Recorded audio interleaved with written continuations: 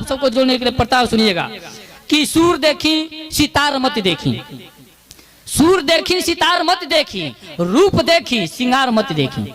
सूर देखी सितार मत देखी, रूप देखी सिंगार मत देखी, आ इश्क के भूत जब चढ़ल होके तो लात जूता पझार मत देखी। क्या बात है, इश्क के भूत जब चढ़ल होके तो लात जूता पझार मत देखी। अब बफर सिस्टम है बाबू साहब, बफर सिस्टम है बाबू साहब, मियां बाबू मत देखी। वाह वाह वाह, बफर सिस्टम देखले गजबा देखिए बुढ़ापा में है। हाँ, एगो बफर सिस्टम के बड़ा प्रतिनिधि हमर कविता भइल अइली, तबे से कई आदमी लगातार उकसा दियल, मास्टर साहब बैठल नहीं चौराहा पर पकौड़ी उकौड़ी हाँ खियो नहीं। लेकिन कविता क्रिएशंस की प्रस्तुति शायद यहाँ के लोग सुन ले बाकी नहीं, सीधे सीधे आप सबके बीच में परोसिए दी। एगो बहुत बड़ा आयोजन का नाम रखाई रहे प्रीति भोज, हेजा के लोग तो जरूर गए हो 2-4-10 आदमी, एक आध घंटा जरूर के खैले, ये हमरा आशा बा।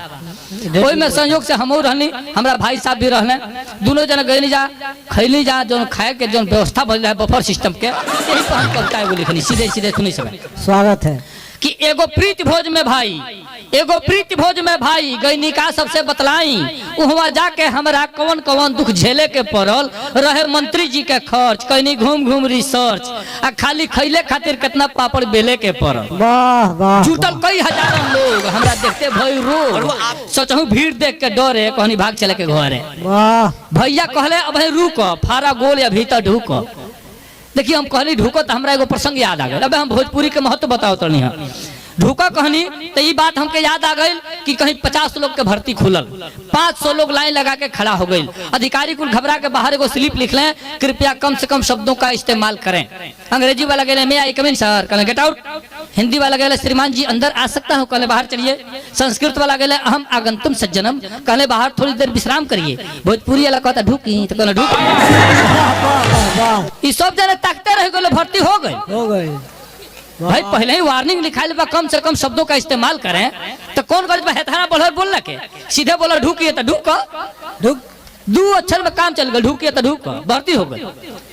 तब हम लिखनी कि भैया कहले अब रुक, फारा गोल या भीतर ढुक, कहनी बाड़ा तू देवता लो हमरो लिखवा द नेवता, कहनी बाड़ो तू देवता लो हमरो लिखवा द नेवता। तबले पीछे से धकियाव तो देखनी ढेर लोग के आव, चहनी बामे दहने हेलल, बाकी ऐसा आदमी ठेलल हो गई बिघा भर आगे, लागो लोग निहुरिये भागे। आ गिरल गेट टूट के ओकरे ऊपर हेले के पड़ल, खाली खैले खातिर कितना पापड़ बेले। कविता क्रिएशंस की प्रस्तुति अंदर के नजारा देखी, धइल रहे प्लेट सजा के, लागल भागे लोग उठा के, कहीं सब्जी कहीं पूरी कहीं पुलाव कहीं तंदूरी, जे बरियार रहे धकियावे, जे लम्हर रहे उपावे। Watch on YouTube KCP songs। जे बरियार रहे धकियावे, जे लम्हर रहे उपावे।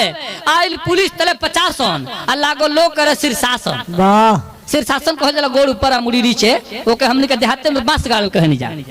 आइल पुलिस तले 50, भाई मंत्री जी के जगह रहे तो में पुलिस के भाई भरमार रहबे करे।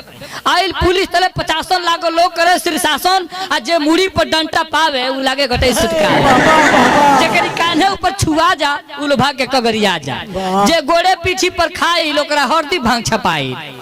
केहू खून चुआवत आवे, केहू टूटल दांत दिखावे, आ केहू अकड़े लागल, पुलिस का ढकेले के पड़ल, आ खाली खैले खातिर कितना पापड़ बेले के पड़ल। अब तर टूटे लगल प्लेट, ना भइल भोजन से भेंट, आ जे जे रहे ढेर भुखाइल असली उहे हुकाइल। क्या बात है, खैले में सबसे आगे गल, सबसे ढेर पिटा गइल। जे जे रहे ढेर भुखाइल असली उहे हुकाइल।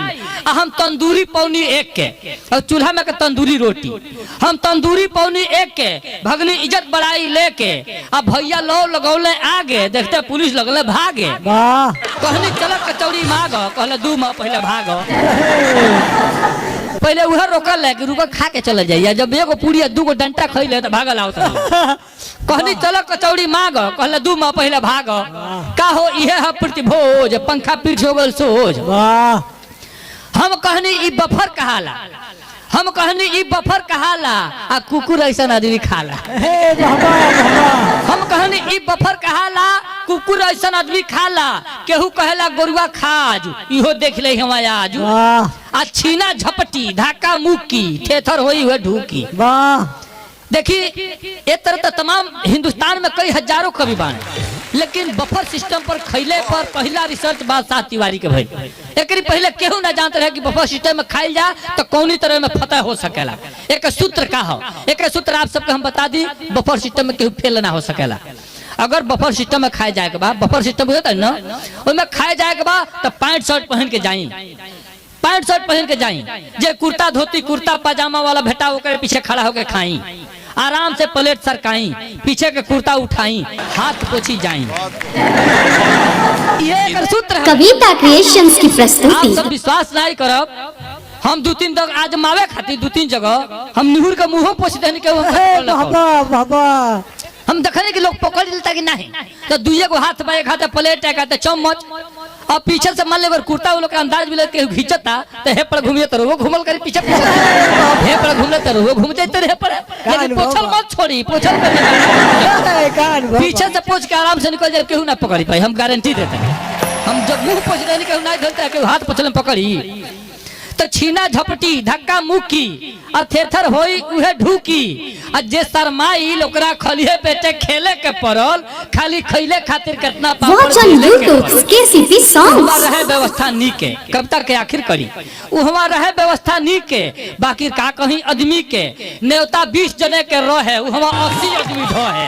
आ कुछ लोग सुने आयल गाना बाकी खाए लागल खाना। आज वो देखनी हम चौरसिया जी की घरे बहुत लोग आना, वो तो जाके उठा ले वाले कि कुछ लोग सुने आयल गाना बाकी खाए लागल खाना।